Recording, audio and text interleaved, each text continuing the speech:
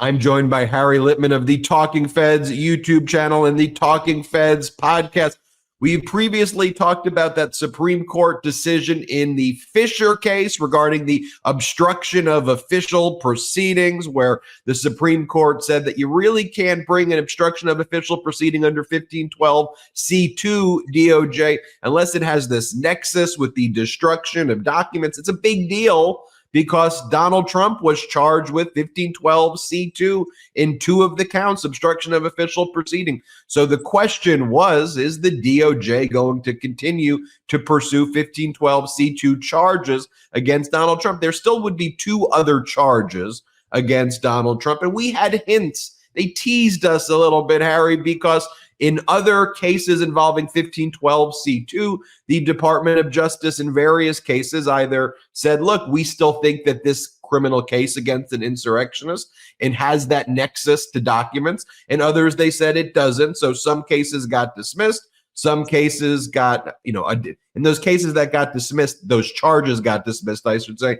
and additional maybe charges would be brought there. And in other status conference reports, the DOJ said, no, this has that 1512 C2 nexus, so we're gonna continue to pursue it. In the superseding indictment that was brought against Donald Trump, the 1512 C2 is still there. A new grand jury was impaneled, new people were brought in.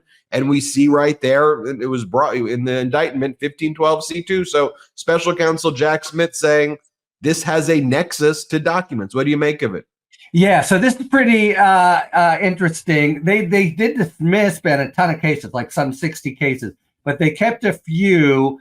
But the ones they dismissed are basically like Fisher himself, along for the ride, loving the great party with your feet up on Pelosi's desk. But where there was a theory raised in oral argument by Justice Jackson. And I agree with every word you said, with one exception, which is the nexus under the statutory language, which all of this was about, it wasn't necessarily destruction, but impair the integrity. And so the question is, can you impair the integrity of documents and the theory for January 6th? What documents are we talking about? The elector certificates, the real ones that Mike Pence opens and says, oh, yes, Arizona, check. Arkansas, check. Alabama, check.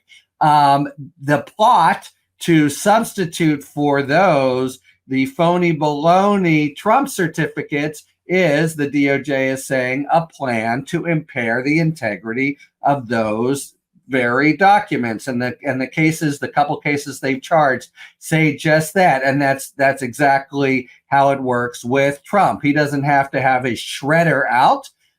Rather, it's enough that he's got this plan when he's pushing on Pence to have the phony certificates replaced, therefore to impair the integrity, what should have integrity, the real certificates, he's impairing them. So that's the theory that the DOJ is now committing itself to. It only salvages a small slice. The one case they pressed on and came back with the 1512 theory was a couple who comes in from Ohio, but they're really focused in their tweets and such on Pence and the opening of the certificates on January 6th. And of course, that is exactly Donald Trump's focus. So Justice Jackson, put this out as a theory. They've now embraced it.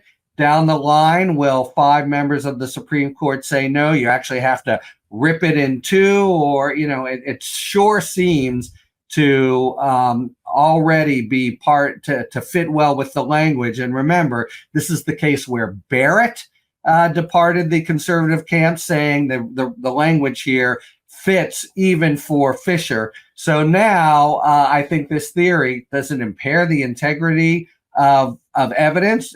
Those certificates are evidence. Seems like a pretty good argument to me, but that's the argument they'll make. That's the argument that applies to Trump. And he'll try to make a more expansive argument along the lines of, you have to trample or shred or, chew and swallow the actual documents.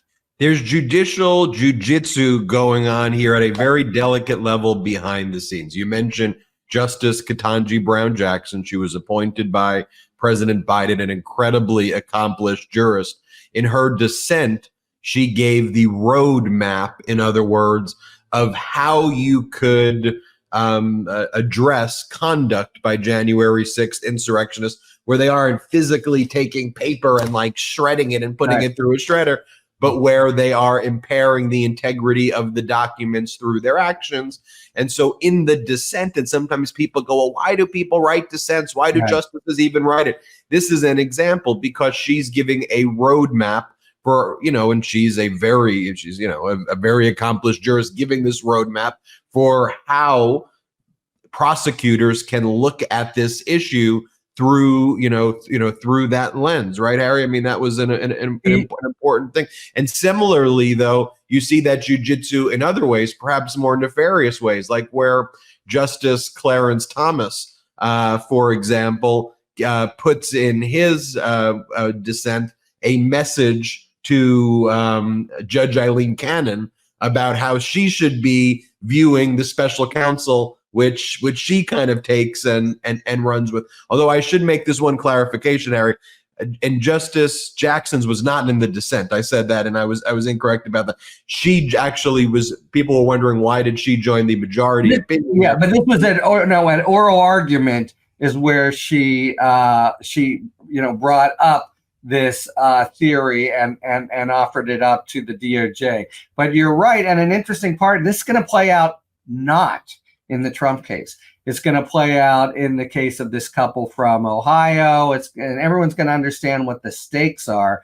But as Fisher itself from the start had these echoes and overtones pointing toward the January 6th case and Trump, it'll be the same here. But this, I think we can you're right. It's not from a dissent, but we can call it the Jackson theory. And just if we're talking about this, the way judges communicate with other judges on the court or even off the court, that sort of she's been quite good at sort of floating her own ideas, waiting as the junior justice, and then very gently saying, well, it seems to me that you would still have et cetera. And that kind of what seems like, brainstorming in real time could in fact turn out to be the law of the land, could salvage two of the counts, as you say, against Donald Trump for a, precise theory of what's it mean to impair the integrity of it. Yes, they have in mind, get out the shredder, but the words impair the integrity, it seems to fit pretty well to me. And as we get closer to the election, we shouldn't forget one of the most important things about this election is there may be some additional Supreme Court vacancies. There's likely to be Supreme Court vacancies, and these Supreme Court justices who are writing now are also writing to their future selves and their future successors, and they have a long-term view of these things. And unfortunately, when it came to precedent like Roe v. Wade, you had seen right-wing justices writing to their future selves about ways to undermine it 30 years ago and 20 years ago, and no one thought that would be a possibility. But, even though that's not directly on this topic of the Fisher decision and integrity of documents and special counsel Jack Smith, I just think it's helpful as a learning lesson to our viewers and listeners to say, here's what's going on behind the scenes that may not be readily apparent. I'll give you the last word. No, so it's really true. Certain dissents, we mentioned also that she came out with public comments, which are unusual, but no more than she said in dissents. But certain dissents are meant to lay the groundwork for a future court. I clerked for Justice Marshall in every death penalty case. He always started with, I believe the death penalty is unconstitutional, even though that was a settled question of law. And likewise, Roe is a very good example. Scalia and Rehnquist, others always dissented and basically said we shouldn't have Roe v. Wade, and then went to the meat of the matter. But there are many cases, and especially sort of controversial ones, where justices try to sort of draw a line that they hope will hold in future cases. One more example a very influential one in the abortion area was where, first in a concurrence, Justice O'Connor talked about, an undue burden, and that came to have great influence. So it's a really interesting point of how justices can talk to future courts or even future generations of courts, and their ideas can ultimately take root and be sort of out there for the next time the issue comes up, at least to be considered for, even though it didn't prevail that time around.